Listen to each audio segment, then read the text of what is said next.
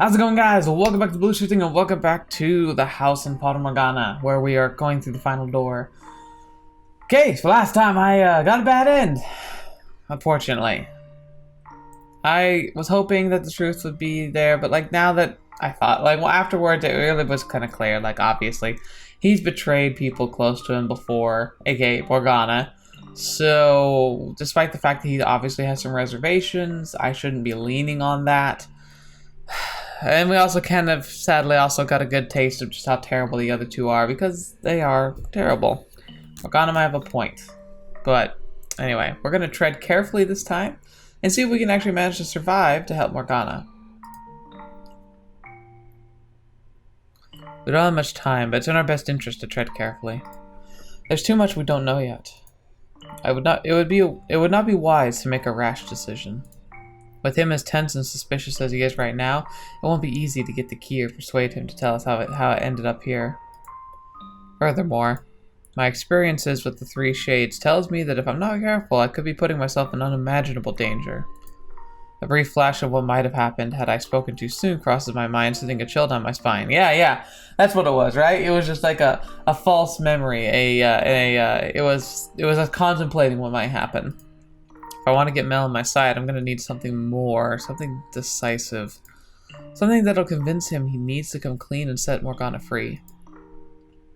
Regardless, being cautious isn't going to mean much if I can't get them to let us stay in the mansion. We need to be nearby to keep an eye on things, gather information. How do I go about that, though? Assuming he's not voluntarily involved, maybe all we have to do is ask for his help in setting Morgana free and he'll work with us? Perhaps. Being so direct will only invite more suspicion. But she's probably on the right track. When I met his shadow, it was burdened with a great regret. He begged me to help him.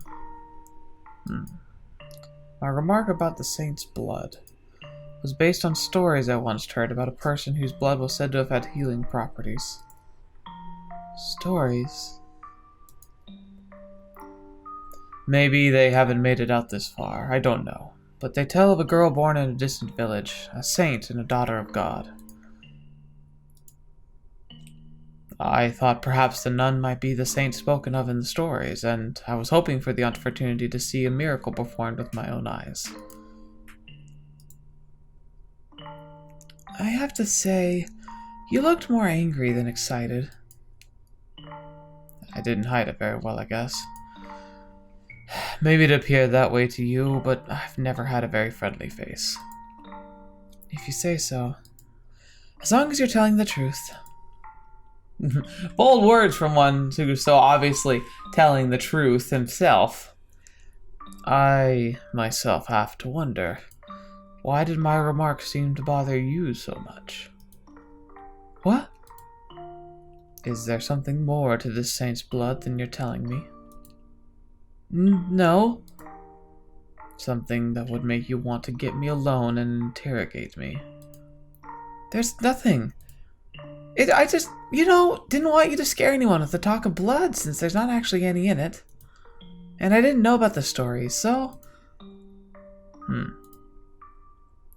It's just medicine, I swear. As you say. It's got nothing to do with the saints in your stories. To change the subject, could I ask you to convince the nun to allow me to stay here? Huh? Aren't you listening? We can't take anyone in right now. Which is why I'm asking for your recommendation. You live in the premises, don't you? I'm more a supervisor of sorts. Then you should have some say in the matter. Why? Until the Harvest Festival is all I'm asking. Why not get a room at an inn? If you need money, I'll spare you some coin. I must stay in this mansion. But why? Those are my instructions. What? You know the stained glass window in the chapel behind the pulpit. I was named after the archangel Michel, depicted there. The angel came to me in a vision, instructing me to watch over the festival here. from where you were standing, you couldn't possibly have seen the window in that much detail. You couldn't. Oh, I get it. You've been to the church before and you're just acting like you haven't. There's a metal door off to the side leading to an observation tower.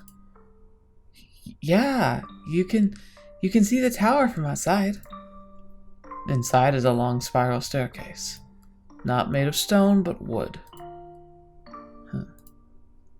There's a single door at the top of the stairs. How? What are you really here for? All that vision stuff is a lie. I am not here to cause you any trouble. In fact, I am on your side. You show up out of nowhere and expect me to believe your nonsense. All I ask is for you to allow me to stay until the day of the festival. If you can do that for me, then I'll make you the promise I could not before. I have not forgotten your pleas for salvation. I know you want to be free. Let me guess. You saw that in a vision too? If you want to call it that, then you can. I've never once asked for you to save me.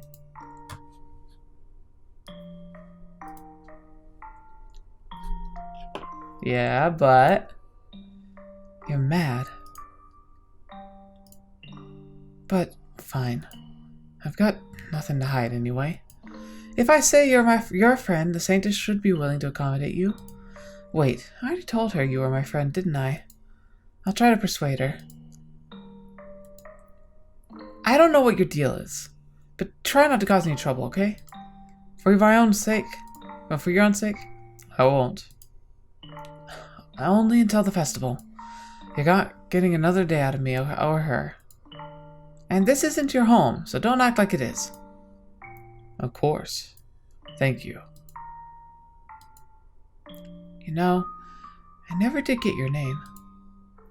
It's Michel. Ah, right. After the Archangel, Michael. Just like you said.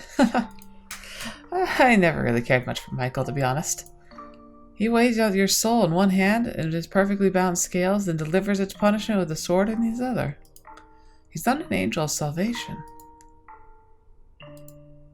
Out of curiosity, could you perhaps be... No, never mind. It's turned into a bit of a storage area, but there's an open room you can use. I'll show you the way. I appreciate your courtesy. Interesting. I wonder where we're going to end up staying.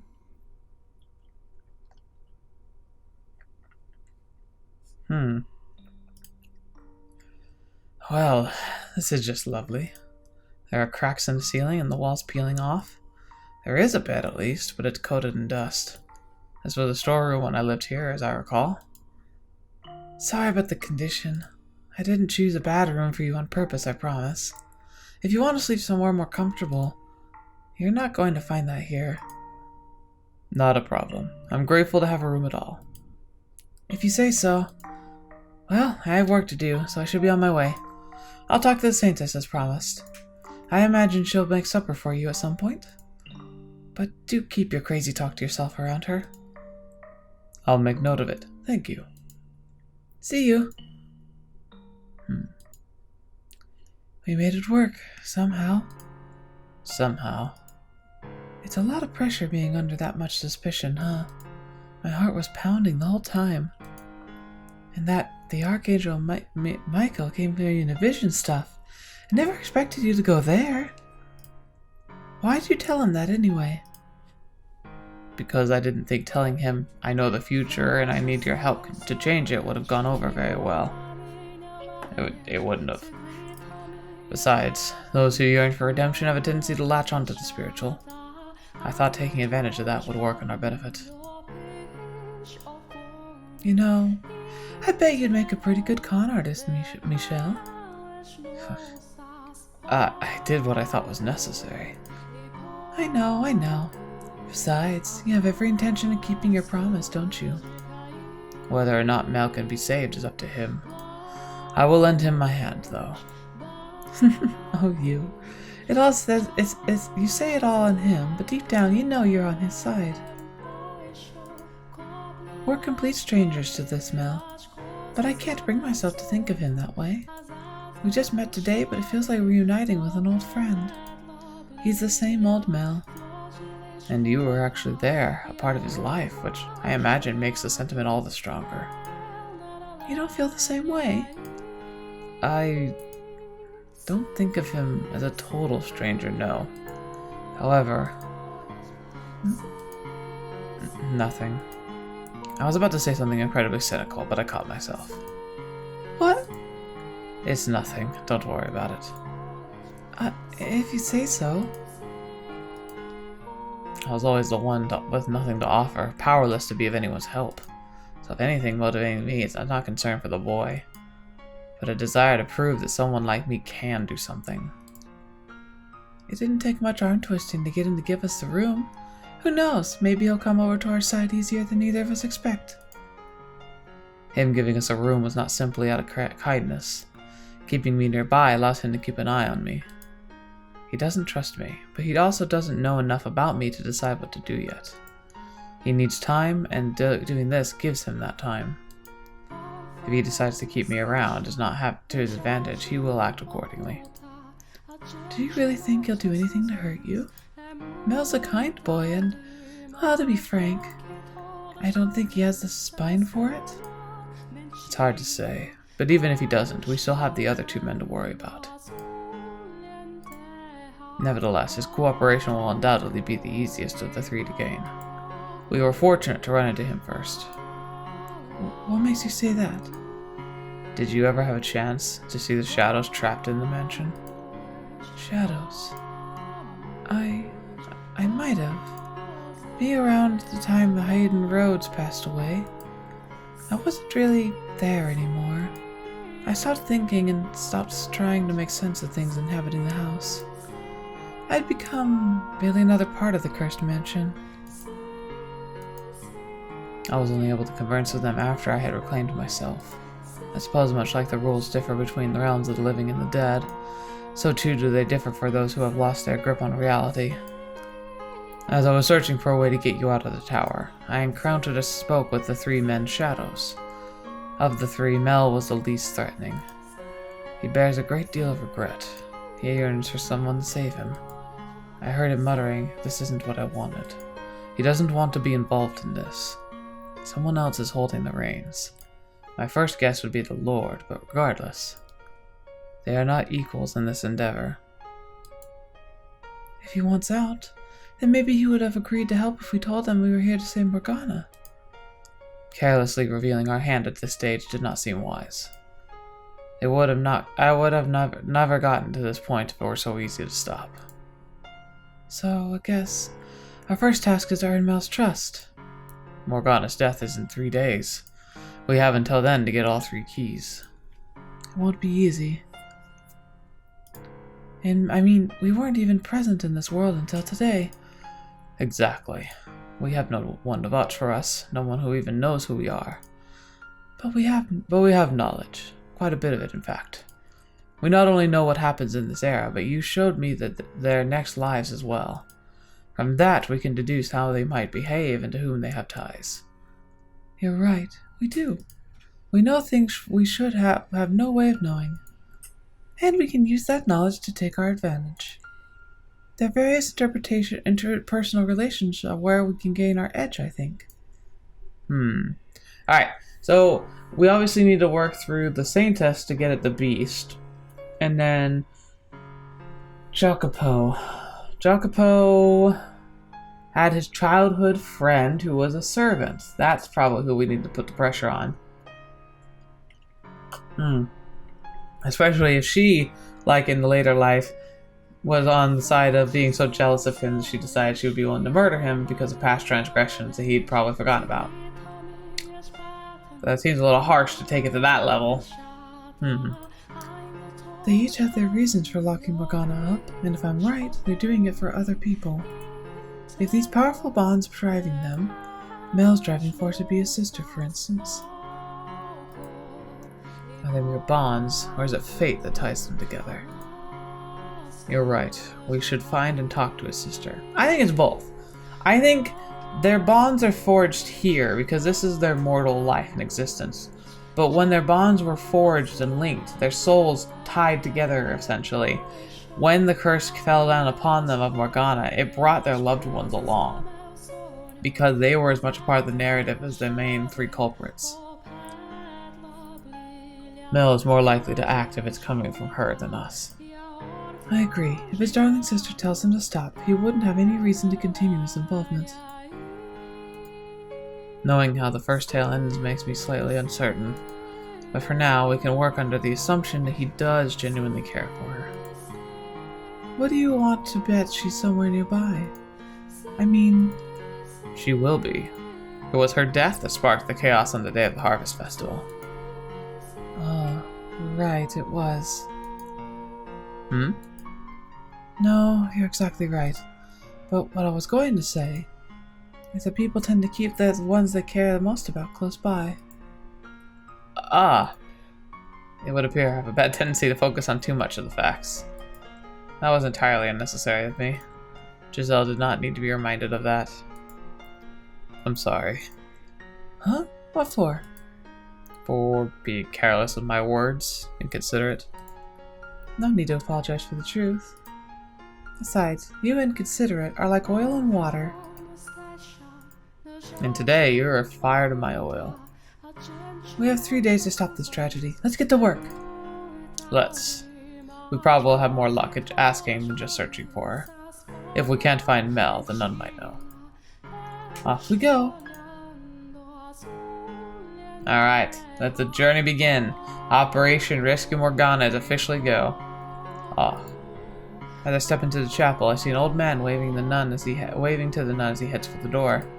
The man is practically beaming, and judging by the vial in his hand, he's happy about more than simply having the chance to see her. Is that Sate's blood? According to Morgana's account, the disease began spreading through the city at the Harvest Festival, evidently eradicating the population. In a time like this, where medicine knowledge is so limited, a plague would be almost unstoppable. And the sight of so many people dying so quickly could appear to them to be the work of a demon or a curse. We come from the future, so we know just how dangerous this is. But they have no idea. Morgana described it as a tale that could have only taken place in that era of misery and spirituality. And about that, she couldn't be more right. Could we maybe warn everyone against taking the medicine? I assume the sickness was caused by them ingesting blood, at any rate. It's not medicine they're being given. But bottled disease, like some sick joke. If we could convince them to stop taking Saint's blood, then maybe we'd prevent the city from being destroyed. But the fact is that it's being distributed in the house of the Lord, and peddled as a miracle cure plays right into their deep-rooted spirituality. Dang, doesn't that suck? That sucks so bad. Would it even be possible to convince them otherwise? It's like, I don't know. The biggest problems with religion, like I have genuinely no problem with religion at all, but I believe that religion, like so many other things, is too easy to manipulate and has been used and abused through history over and over and over again. Heck, like, you could get mad at MLMs. They are the kind of the modern version of the snake oil that we see, but like, using religion to peddle things like this, it's like too easy. You just take money from people who are just doing what they believe is genuinely for the best. And like, it just hurts. It hurts that people are willing to take advantage of others like that. And besides, it's not them we came here to save, but no, that's veering too far off our intended path. We need to find the truth and save Morgana's soul. Putting ourselves out like that is only going to get us unwanted attention, make people suspicious, and we don't have that kind of time. Yeah, you're right. Sorry. It's just, I know what they're doing to themselves. I couldn't help but think that maybe there was something we could do. Especially considering how it all turns out. I understand the sentiment. Or rather, I understand your reasoning. But for me, Morgana takes priority over any of them. And if you over everything, releasing Morgana's soul should save yours as well, Giselle. If we can eliminate the mansion's darkness, then you won't have to be trapped in it as a maid. I have no interest in being a hero of the masses. Let's go ask Mell about Mell's sister then. Okay. I turn my gaze back toward the nun and find her kneeling in one of the pews. She's bowing her head and begins to whisper a prayer. There's no one else in the chapel. Now's the perfect time to ask. Hearing me approach, she falls silent and turns to face me, wearing her usual disarming smile. Hello, Michel. I remember, she was so nice. Mell was just here. He told me everything. Can't turn away a friend of Mell's now, can we? Sorry for turning you down earlier. No worries. I did a poor job of explaining myself. So, did you need something? Let me guess. Medicine? No, I'm in perfectly good health. I figured you were lying. I can ask her about Saint's Blood some other time. And while I have a number of questions about the man she's close with, too, right now, Mell's sister is priority. Are you familiar with Mell's younger sister? She has flaxen hair, much like him. Oh, you mean Nellie? Are you her friend too? I would say we're more... You're better off just saying you're friends. Friends, yes. What about her? I would like to speak with her, and I was wondering if you might know where I could find her.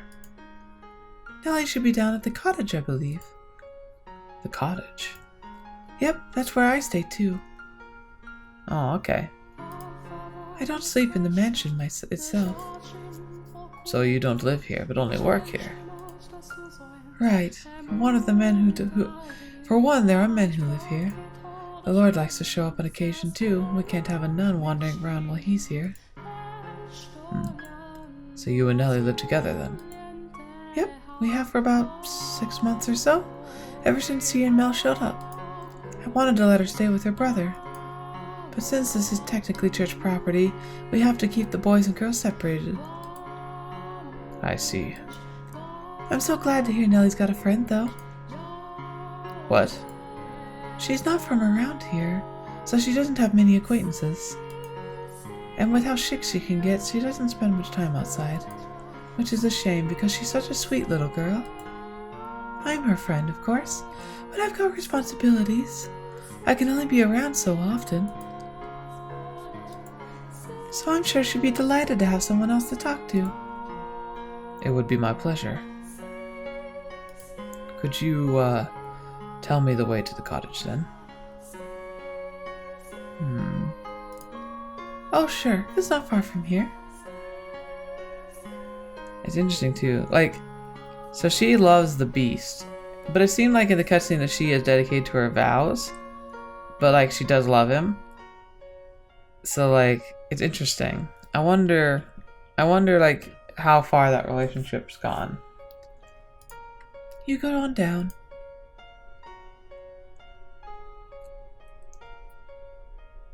The direction I got from the nun led me to a place I know from my own time.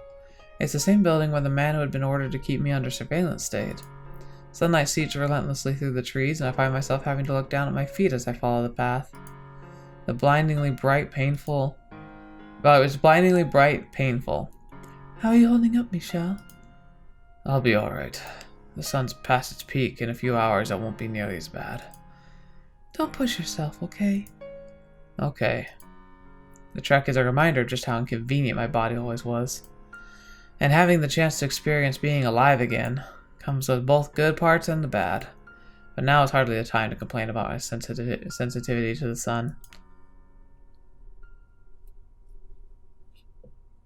It's not long before you reach a clearing, a small cottage surrounded by a small garden coming into view. And crouching by a flower bed picking flowers is the flaxen-haired girl. Are you Nellie? Though several details of her appearance don't match my memory of her, she still has that distinct hair and could be nobody else. This Nellie is considerably thinner and looks rather frail. The effect of her being ill, I presume. Who are you? My name is Michel.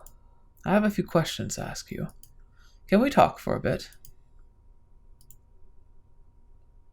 Kinda weird to approach a child. I would have thought she'd have said something by now. You're being way too blunt, Michel. You've gone and scared her. What else was I supposed to say? You have to approach her slowly, carefully. Go on, give her a smile. A nice soft smile. Smile. I'm only here to talk. There's nothing to be afraid of. Okay, that's definitely not a nice smile. I can't even see it, and I can still tell. What do you expect? I can't just smile on demand. It's a bad man! A bad man has come to kidnap me. Save me, dearest Mell, before the bad man does bad things to me. Calm down, please. I'm not going to do anything to you. Don't get any closer. I know you're trying to do bad things to me. I'm not going to do bad things to you. I couldn't even if I wanted to. Oh, that's interesting. Don't move, or I'll call the guards on you. Please, calm down. I mean you no harm, honestly. That's what all bad men say.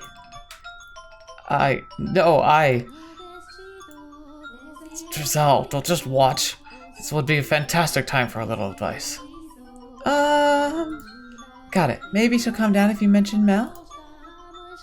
You're a genius. I'm a friend of Mell's. Who? He was telling me about you, and how you wanted someone to talk to. He asked me to go keep you company. Mell asked you to come talk to me? He did. Do you trust me now? So that makes you his friend, then? As much as it pains me to admit it. Michel? What on earth possessed you to say that? Slip of the tongue. You and him, Is that so? Yes. You're pretty old to be friends with my Mell. Are you really, really, really his friend? Really, really. Then prove it. How so? If you're really his friend, then you should be able to tell me about him. Why, would you ever subject me to that? Do you not like Mell, Michel? That's not it. We're just incompatible. Okay, here we go. First question. What is my Mell like most of all? Alright, fetch. Ooh. I think he does like the theater. But Nellie is probably the right answer, both from her perspective and his perspective.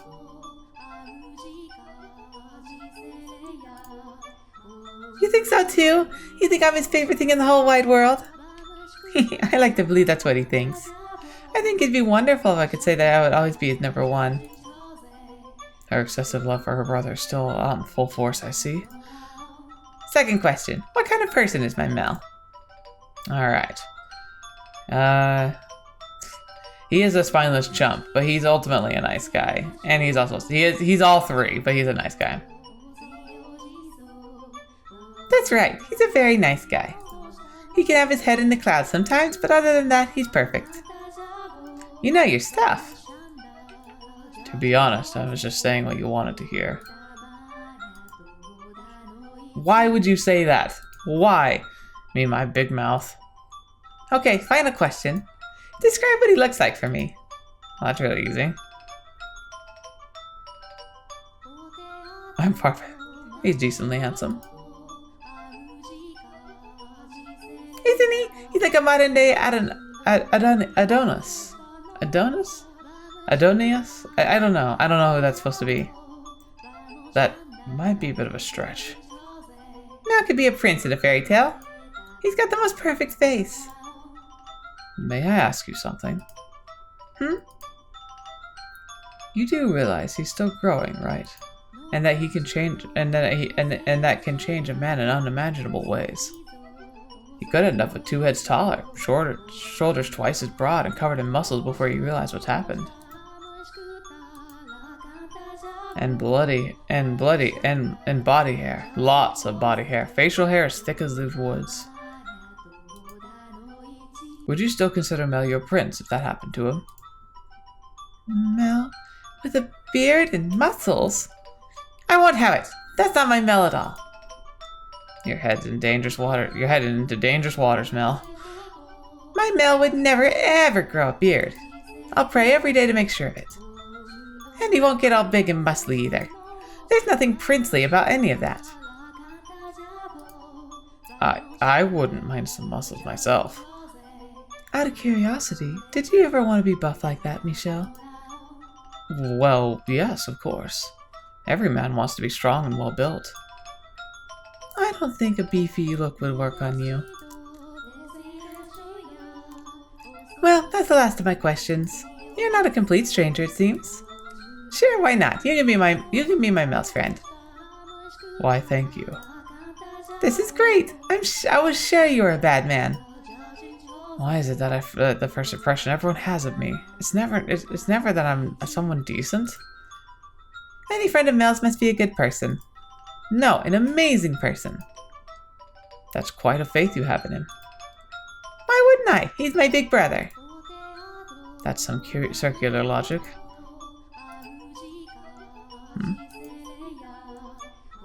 Is it just you? My Mell's not coming. Is Mell not coming? He's rather busy at the moment. Oh, he always has something to take care of, that Mell. He's hardly given me any attention these past couple months. But that's okay, because today I got you to keep me company. Yes, you do. I can't stay long, though. Alright, just until sundown, then. You had something you wanted to ask me, didn't you? Well, if you're a good enough friend, I'll tell you anything you want to know. And how do I go about that? Talking. Lots and lots of talking. You have to keep me entertained. Oh boy. You're asking far too much of me. She's not asking much at all. She just wants to talk. Do you think someone who spent 13 years in isolation knows the first thing about holding a pleasant conversation? Hey now, I was there for a year of that. I'll help you come up with topics, so go on. Do you not want to talk to me? No, I do. I'm just not much of a conversationalist. Okay, then instead of talking, you can sing. I've never seen a minstrel before, but I've always wanted to know the kind of songs they sing. Will you show me? Never seen one myself either, but I have heard secondhand accounts of songs of traveling jugglers. Very well then. I'll teach you a song of an old acquaintance of mine heard while traveling. Wait. This isn't that one weird vulgar song, is it? That one... I have a bad feeling about this. Whee! I can't wait! Here goes.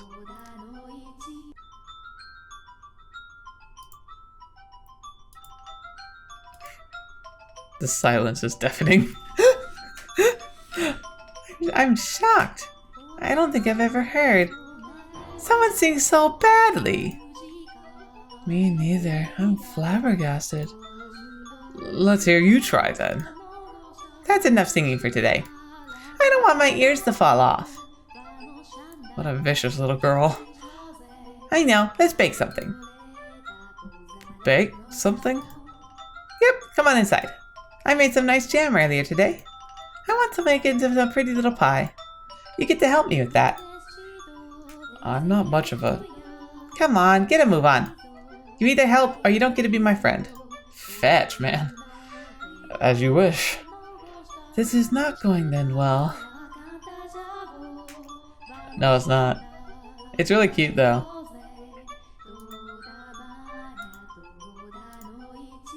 Unbelievable. Absolutely unbelievable. How on earth do you manage to turn a pie into this monstrosity? I gave it my best shot. There's only one explanation. You're possessed. It's true, he is, but I'm a perfectly good chef. Michel's just naturally terrible at it. God, could this get any worse? I can't give this to Mell. Jerk, dimwit, loser. I'm sorry. Well, I guess we've got no choice but to eat it ourselves. I'll set the table. What? And I'll make us some tea while I'm at it. You know, I've always dreamed of this, sitting around a table with a friend, having snacks and just talking. Oh. Yep, and for that, I can deal with a little awful disgusting pie. It's just too bad I couldn't share it with my Mell too. I see. For all her complaining, she seems to be enjoying herself. I can only imagine how lonely she is out here. While she may be acting bright and cheerful, beneath is a real sense of isolation. And the same can be said about the girl behind the first door. As vivacious and pushy as she could be, you could see hints of loneliness behind it all. Her brother was practically all she had while she lived in the mansion. But if I were to guess, it's not the life she really wanted. I bet she would have preferred to be able to go out and play with friends.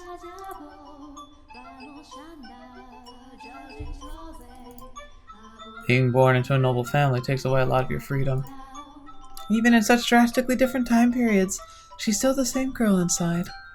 Actually, maybe the parallels extend beyond her as a person, and into the courses of her two different lives. Perhaps that means all who were reconstructed at Morgana's wish were destined to lead similar lives. Though destined might be putting it too nicely. Nellie? I would be glad to lend you my ear if you would like. You can talk about the weather, or your brother, or anything you want. You will? Great. Let's take a seat. I've got lots to want to talk about. More than you could possibly imagine. Boy. Oh boy. Oh. And you'll never guess what Mell said next. That I meant more to him than anyone in the world. So I'm growing flowers out in the garden, right? Well, I've got enough of them. I'm gonna make a big bouquet to give it to Mell. Back at our home, we got this really, really big yard with a huge tree we used to take naps under when it was nice out. So, what do you think about the tea I made? The flower petals are what really ties it all together. Oh, and you won't believe what happened after that.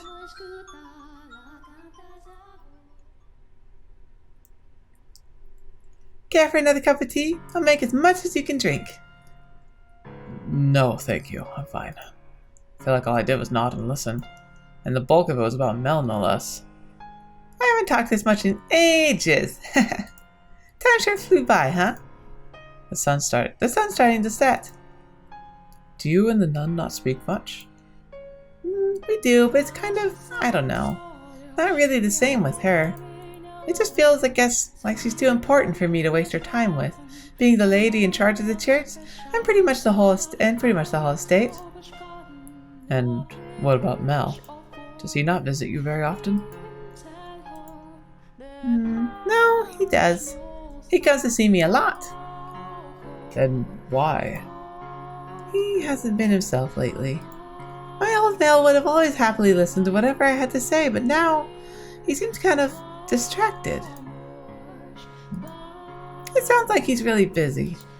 When he visits, he doesn't stay for long and he has to go back to the mansion at night. I try to get him to stay longer, but it never works. And he always avoids the questions when I ask him why he can't. Feels like he's hiding something. Knowing why he's hiding, I can understand why he wouldn't talk about it.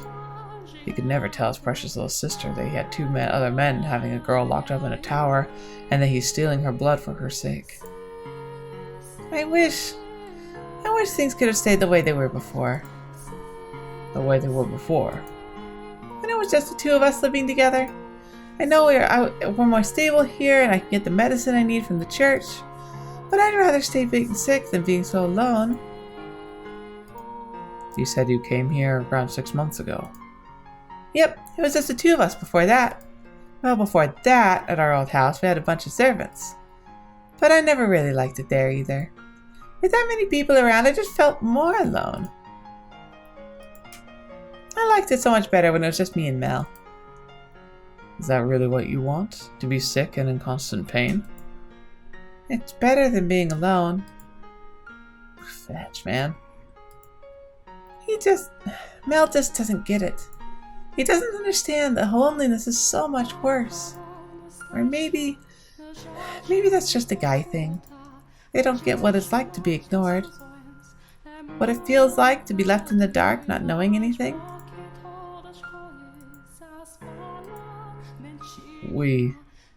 We don't understand, no. We think saving lives matters above all. Huh?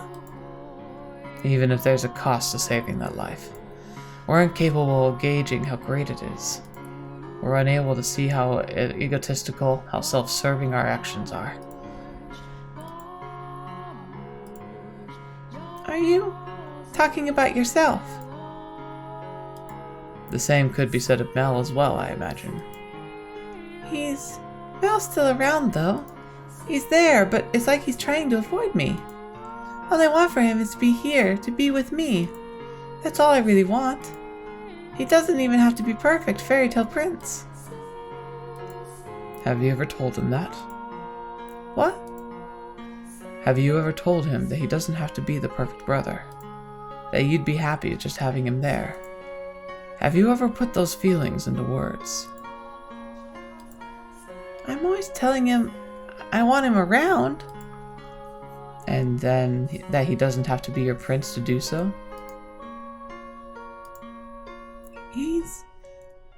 He's already said he would be my prince. And he always smiles whenever I talk about it. So how am I supposed to turn around and say he doesn't have to be my prince anymore? I know it's not your intention to force an ideal image onto him, but unconsciously, subconsciously, that's what you're doing when you talk like that. And Mell, he's trying to meet those expectations. Actually, he may not be conscious of it himself. And he just believes deep down that he's the kind of person he's supposed to be. Or more accurately, he seems to have a need to make himself look good to others. He believes that if he's good to others, they'll be good to him in return. Am I a burden? I can assure you, he's better off with you around. But I am a burden to him right now, aren't I? Be honest with me. Yes, you are. Does Mell not like me anymore? Is that why he's been avoiding me? I promise you that's not the case. At the very least, he's doing what he's doing now because of how much he cares about you. You promise? I promise. I love him. I love my Mell so very much. Too much, in fact. To be honest, I know I do. I understand that, really. I know I'm making his life difficult. But Mell's all I have. He's the only person I can latch on to. And I can't control my feelings. You know, I wonder, like, it's one of those things where it's like, it's easy to make fun of. And it's a trope in anime and in Alabama and all that stuff, West Virginia. But, I don't know. What if you actually found yourself in that position where you genuinely were in love with a cousin or a sibling? Like joking aside and like obvious like grossness and like problematicness aside, like if you genuinely had those feelings, like what could you even do? Like you just have to move on, you know, but like you can't help feeling sometimes. You really can't. I mean, like any other crush you have, it'd be like just trying to tell yourself, like, oh, I just shouldn't love that person or care about that person. It's like, that's really not an option most of the time. So, like, what would you do? How often does this actually happen? I mean, obviously, like, there's such clear reasoning as to why it should never happen and why it's never something you should ever condone or allow or even, like, fantasize about if you can help it. But, like, it's kind of genuine to be like, can you just sit down in front of someone and be like, oh, you shouldn't, like, those feelings are wrong. You just can't have those. Like, what are you sicko? It's like, I don't know. Again, you should never feel bad for having feelings. It's actions that matter. And if you think or know that the feelings you have are going to lead you in the wrong direction, then you have to choose the actions that take you away from that, not toward it. I don't know, it's one of those weird things where it's like, I'm never going to sit here and say like, oh, like it's okay to have feelings about a sibling. That's obviously wrong on like a biological and ethical level. But I can sympathize with having feelings that you cannot control but are very valid all the same. It can be difficult to tame your emotions at your age. There's nothing wrong with that. However, you should have taken stock of those emotions, sorted through everything you've got on your mind, and then sat down with him to talk it out, even if those things you feel seem wrong or unspeakable. You should have opened up to him, taken the time to figure out what works best for both of you. You two need to face the things you carry in your heart.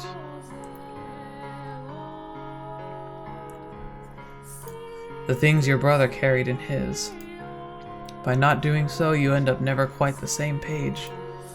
Small misunderstandings piling up until it comes crashing down. If they just talked it out, communicate their feelings to one another, maybe the tragedy could have been avoided, even with Morgana's curse in play. If Nellie had only had the chance to come to grips with her feelings for Mell, then maybe things wouldn't have escalated the way they did. Her actions that night were arguably hysterical. But she wasn't always like that.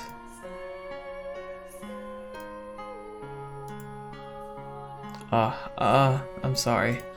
That was out of line. None of this is any of my business, I know. No need to apologize. You're a very curious man, you know that? Huh? We only met a couple of hours ago, but you talk like you've known me my whole life. It's like you can hear everything I'm thinking, see everything in my heart. Did Mell tell you all of that? No, he did not tell me much. I didn't think so. He doesn't know me that well. It's not too late, is it?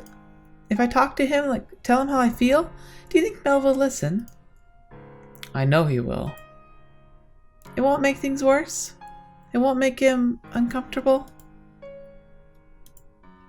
There's a chance that rifts may form at first, but those cracks can be filled in again. And I promise you the results will be something much better than if you had held it in. It will all work out. Okay. Next time I see Mell, I'll tell him he doesn't have to try to be my prince. Good. You really are a curious man. You're the first person to ever talk to me like I'm a real person. Wow. Really? Everyone loves to see how sweet and adorable I am, but that's it. I was only ever the make-believe princess. You are a real person, I assure you. Thanks. You know, after talking to you, I feel a whole lot better. Like I can do anything. I'm glad you came by today. And I'm glad I could meet you in person. It's weird. I feel like we've known each other all our entire lives. I've known you for some time. Or perhaps I should say, what you will become. Huh? Oh, no. Ignore me. Was that supposed to be a pickup line? Bad, Michel. I'm too young for that. No, I wasn't. And now you're getting flustered. Ugh. I swear that's not what that was. I know. Jeez, you really think I trust you that little? Sorry. Ooh, I just had the most wonderful idea. Oh? Yep. Instead of being my friend, I'll let you be something even better. What? You're my second brother. Second brother? A brother is much more special to me than a friend. Though obviously you can't be my number one. Thank goodness. I'm blanking. She's taking a liking to you. This is good for us. I'm not sure how I feel about her putting so much trust in me so quickly, though. The amount of time it takes isn't important. What matters is that you listen to her, you understand her, and you treat her like a real person. In her eyes, you're someone she can depend on. Do you not want me as your sister? Actually, I was the youngest child, so to have a younger sibling would be Would be what? Come on, spit it out. It would be rather nice. Aw, it's really cute. You bet it would. Who wouldn't want an adorable little sister like me? That's a bit narcissistic, wouldn't you say? Well, it's true, isn't it? Come on, tell me I'm adorable, dearest Michel. Oh, that I went right into almost calling it saying dearest Mell because that's what she always says. What? Why don't you just stare at me? If my Mell were here, he wouldn't bat an eye. Please don't compare me to him. You know, now might not be a good time to tell her. Now might be a good time to tell her about Morgana. Part of me feels like it would be taking advantage of her newly earned trust, but I'll certainly be easier bringing up now while she holds me in such high regard. She's much more likely to believe me. You're right. I agree, now's probably the best chance we'll get. Especially considering how little time we have. I can't shake the feeling I'm rushing things, but at this point all I can do is go on with it and pray it works out. If we had time, I think we'd all like to hold off. Nellie looks like she's having so much fun. And even you seem to be enjoying yourself. No, I'm just... It's nothing to be ashamed of. I'm having fun watching you myself. Let's do it. Let's tell her about Morgana. We have to do it at some point anyway. Yes, let's. Nellie, do you mind if I ask you a question? What is it, dearest Michel? Ask me anything you want. Have you heard of something called Saint's Blood? You mean the medicine? Yes, except it's not actually. I know, yeah. It's actually the Saintess's blood, not medicine. But no telling. You... what? One day before we moved here, it was just me and Mell. The Saintess came to visit. My mind had been all foggy for a long time, like I was not quite asleep, but not quite awake either. But when I heard a soft, pleasant voice in the fog cleared for a bit. And then she performed a miracle for me. Blood is awful, gross, and terrible, but the Saintess's, hers is different. Hers is pure. So you're saying you know everything, Nellie? About the observation tower and... Huh? The tower? What about it? That's where they keep her. What? No, the Saintess is always in the chapel. And she stays here with me. She comes back at nights. In fact, she should be here any minute now. Okay. See, that makes sense. I can understand that. So, she thinks the Saintess is the nun, not Morgana. No, Nellie. That blood comes from... I'm really, really grateful to her. She didn't just perform one miracle. She's been taking care of me the whole time I'm here. So whenever I see her, I always say thank you. I thank her for sharing her blood with me. And she always says it's nothing with a big smile. Nellie, no. The nun has no idea. She just assumes Nellie's thanking her for giving her the medicine. I owe the Saintess my life. No, Nellie. She's not the one you should be grateful to. Huh? The girl you owe your life to has been locked up, suffering alone even as we speak. But the Saintess is at the church. The girl who came to visit you is not the nun everyone calls the Saintess. Her name is Morgana. Who are you talking about, Michel?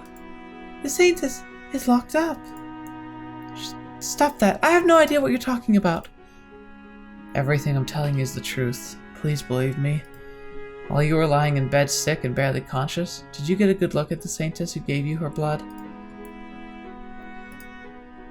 You didn't, did you? You couldn't make out any detail because your mind was in a haze.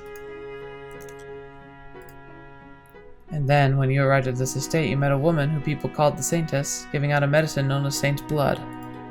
So you assumed she was the one who cured you. That's the story you chose to believe. If what you're saying is true, then where is the other Saintess, the one who came to see me? At the top of the mansion's observation tower. The door to the tower is locked. She's imprisoned there. And how do you know this? Because it would be wise to tell her in the future just yet. That would only serve to confuse her further. All I need is to convince her right now that Morgana is being held in the tower. There's an idea. Perhaps I can borrow from the story of the white-haired girl told Mell. Oh yeah. I received a letter. A letter? There's a single window far out of reach in the chamber at the top of the tower. A dove threw in the window, and there she wrote a letter tying to the bird's leg and releasing it to the hopes that someone would come to see her, set her free. That letter ended up in my hands. If that's the case, then who locked her up? Was it the Saintess, the one I know? No, I don't believe the nun is aware. I think she's simply doing her job in good faith. Then who? Michel. I know very well that what I'm about to say will likely crush her, but I can't let that stop me. Who would do such a terrible thing? Nellie, I want you to brace yourself for what I'm about to say. There are 3 men participating in Morgana's imprisonment. And one of those 3 is your brother, Mell. I understand that it's the last thing you wanted to hear, but please believe me, I would not say something so upsetting lightly. I wish to save Morgana, the true saint, and I would like your assistance. Without your help, I can't get her out of the tower. I need you to get through to Mell, otherwise both he and Morgana will remain entrapped. That's not true. Nellie. You're lying. You have to be. My Mell would never do something so horrible. You're a terrible liar. It's true, I swear to you. You think I'm gonna believe that? But my Mell's an amazing, wonderful person. He's not cruel and evil. He's good and kind, like a prince. And a prince would never lock someone up. I know you're not blind, Nellie. You can see that all your prince's talk has been putting the pressure on him. So, you think it's gonna change my mind? He has no reason to do any of that. But he does, Nellie. He's certainly not happy about it, no, but he's doing it for you. What do you mean? He needs her blood to keep you healthy. So, to ensure he always had a supply. But no, And despite that, Shane's blood probably doesn't even have healing properties. No one benefits from doing this. Not you, not Mell, and certainly not Morgana. And I don't think anyone can stop him except you. Mell won't listen to me. Did you not just say you would talk things through with him?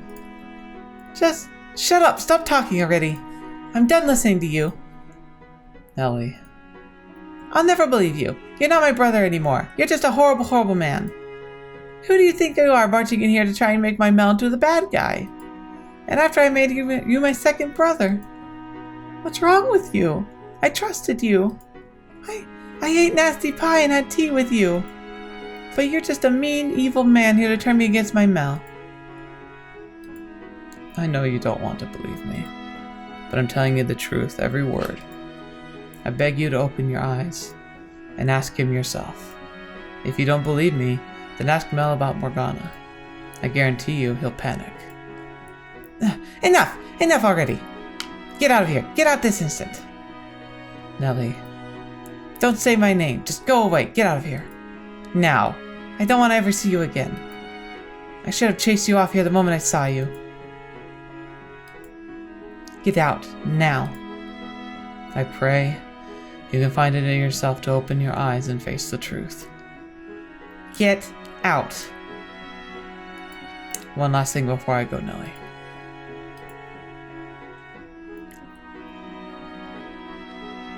Oh, what did he say? What did he say at the end? Fetch. It was my only option, I know that. But I feel like all I accomplished by telling her was bringing her more pain. It's a difficult balance. We just have to pray that you were able to get through to her. I'm sure she'll come around. If only we had a little more time. In 3 days it'll all be over. Morgana and the entire web of people connected to her will die. That's not enough time. Let's return to the mansion and look for Mell. Now the thing is, I think what might snowball is she might not be willing to doubt Mell, but she could doubt the identity of the saints. So she might ask the Saintess when she gets there, "Did you ever come to me in my cabin when I was younger and help me get better?" And she'll be like, "No, first time I met you was a few months ago." And then that might be enough to tip it over. I would like to speak with him. If there's a chance we can get even the smallest bit of Nellie's feelings through to him, maybe he'll have a change of heart. Hopefully. It's hardly going to be elegant, but it's what must be done.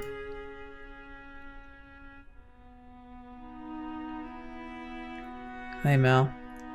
But that's where we're going to leave it for now. The confrontation with Mell is going to be the end here. I